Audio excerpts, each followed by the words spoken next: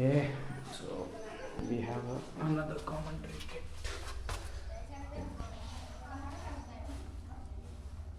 काठीवाल्याला आहे का? Sir. Direct खूपच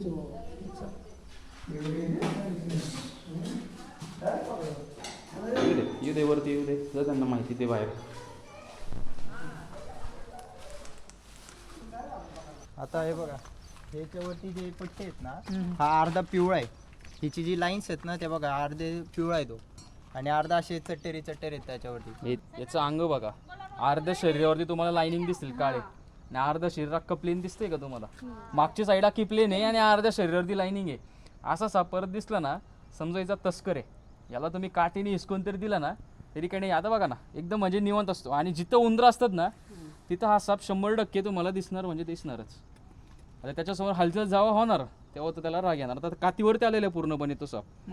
आता बघा आता मान फुगवली तिने हे बघा आता मान फुगवली बघा हे बघा बाईट करायला हे बघा.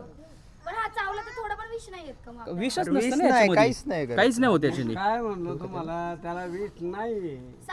पावसाळ्यात कसं बाहेर निघतात ना? पावसाळ्यात कसं होतं बिळामध्ये वगैरे पाणी गेलं ना त्यामुळं साप बाहेर पडणारच. आणि आता आपलं कसं मोकळं माळरान आहे ना एकदम त्यामुळं ते साप सहज येतोय. चावलं तरी काय नव्हतं. अहो बाबा हा नदीचा नाहीये पण. मान्य आहे पण तुम्हाला बघा माहिती नसेल ना तर साप वगैरे पकडू नका. समजा चुकून मान्यावर निघाला दुसरा कुठला विषय निघाला आणि तुम्ही डायरेक्ट जाऊन धरला साधा समजून तर प्रॉब्लेम होईल.